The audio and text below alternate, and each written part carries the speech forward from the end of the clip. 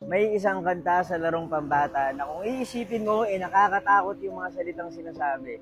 Hindi ko nga alam kung bakit ito pinapalaro sa mga bata Story time. Nag-iisip ako ng larong Pinoy na pwedeng laruin kung magkakaroon ng Squid Game sa Pilipinas. Tapos kinilabutan ako nung naalala ko na nilalaro pala namin to nung bata kami. Kapag nilaro to sa Squid Game, masyadong madugo yung mangyayari. Ako nga pala si Buji at mahilig ako mag-story time. Kung hindi nyo pa ako pina-follow, follow nyo na ako. Sa larong to, kakanta yung isang player habang tinuturo yung ibang mga naglalaro. Lilipat yung pagturo ng daliri sa bawat syllable ng nakakatakot na kanta. At kung sino yung huling matuturo, siya yung magiging taya. Ito yung kanta. Langit, lupa, impyerno.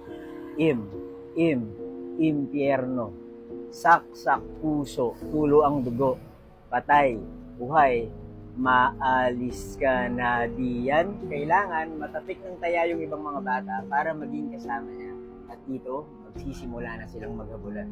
Makakaligtas ka lang kapag makakapunta ka sa mas mataas ng lugar. Ito yung tinatawag nilang langit. So, ibig sabihin, yung taya, siya yung nasa impyerno. At ngayon naisip ko, kung ang taya ay nasa impyerno, ano ibig sabihin nun? Di ba? Mga demonyo ang nasa impyerno. Hinahatak ba ng taya yung ibang mga bata papunta sa impyerno?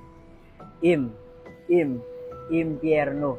Saksak, puso, tulo ang dugo.